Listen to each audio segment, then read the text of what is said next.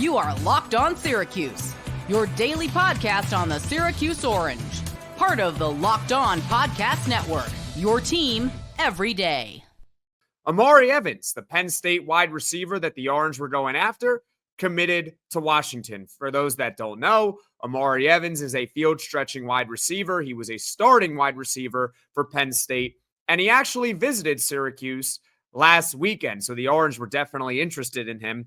And I made a number of podcasts here on this channel talking about how this would be a great addition for Syracuse football, okay? But my first reaction to this news was the wide receiver room for the Orange is going to be just fine, in my opinion, all right? Dare I say, if you're watching this on YouTube, you can see to the right on today's show, the wide receiver room is actually good for Syracuse football. I'm not going to sit here and say that, oh, Omari Evans is no longer a good player. I didn't want him anyway just because Syracuse didn't get him. But I will be consistent on this point, and that is he wasn't really a huge need for Syracuse. Could the Orange have used another weapon? Sure. You can never have enough weapons, right? And I think he's a really good player that would have helped this team. But they didn't need him because if you look at the projected depth chart of Syracuse football's wide receivers, I think you come to the same conclusion as I have, which is they're pretty okay at wide receiver. I mean, number one, you got Darrell Gill, all right? He's entering his third season in college football, and he took a big jump from 2023 to 2024. In 2023, he had 60 total yards receiving in a full season. Granted, I think he was a true freshman then, but only 60 yards, right? And then in 2024, so this past year, he's got nearly 600, 570 to be exact. He had over 30 catches as well. He was really good down the stretch, especially for Syracuse football. And I think he could take a big leap again in 2025 as the team's number one outside wide receiver. So you got Darrell Gill. And then if you look at wide receiver 2 on the depth chart, all right? We're talking about the 2 outside wide receivers. We'll get to Trebor Pena soon, all right? Don't come at me. I know Trebor Pena exists. But it's going to be a battle for wide receiver 2 on this depth chart as far as the outside guy. It could be Omari Hatcher. It could be Zeed Hayne. It could be Justus Ross-Simmons. It could be Emanuel Ross. It could be Tyshawn Russell, now the one receiver that the Orange have gotten in the portal, the transfer from South Carolina. Remember, Chris Long Jr. was the one who started this whole thing because he transferred from Rutgers to Syracuse, but decided to reopen his recruitment. That's why I think the Orange were going after Omari Evans in the first place. But just because now that there is a competition for wide receiver 2, in my opinion, it doesn't make it a bad competition. I think a lot of these guys are really talented or have a lot of upside, in my opinion. I mean, look at Zeed Hayne, for example. Zeed Hayne entered last season having Jackson Meeks' role. He was the number one outside wide receiver for Syracuse football. He plays the first 2 games. He was okay in those first 2 games. I mean, we don't really know how he would have done the rest of the season if he would have gotten better because, well, he missed the rest of the season due to personal reasons, right? But all indications is that he's coming back to Syracuse for 2025. Maybe he steps up and becomes a starting wide receiver once again. Oh, by the way, he was a 4-star recruit in 2023 for Georgia. He redshirted that season, but then he comes to Syracuse with a lot of hype. So you got Zeed Hayne, right? Emanuel Ross was a 4-star recruit in 2024. So he's got a lot of upside, right? Omari Hatcher is a veteran wide receiver.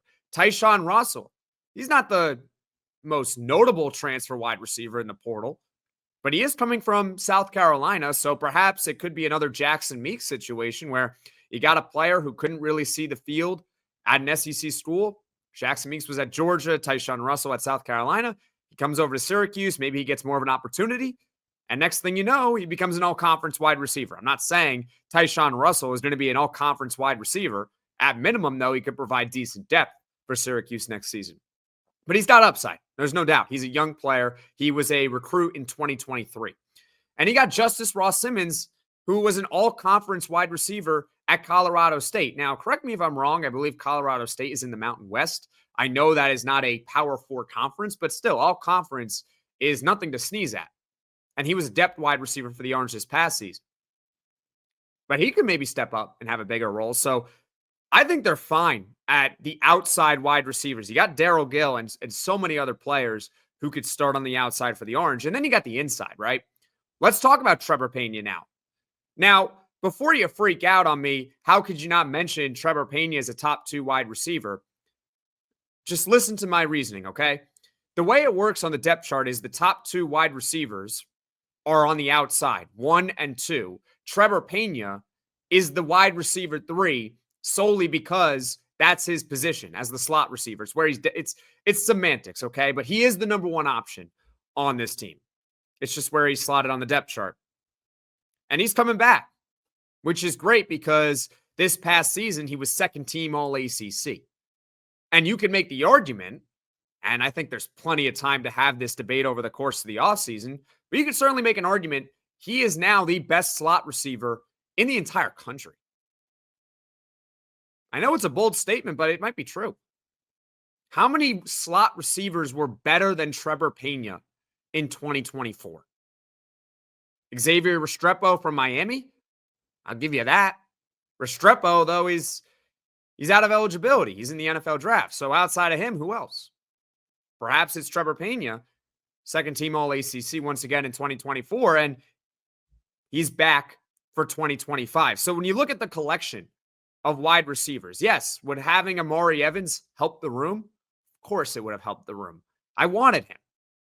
But like I said earlier, if Syracuse had missed out on Omari Evans, I wasn't going to freak out that they missed out on a wide receiver because they didn't really need a wide receiver. They got Darrell Gill. They got a competition for the other starting outside wide receiver, and the slot guy is Trebor Pena.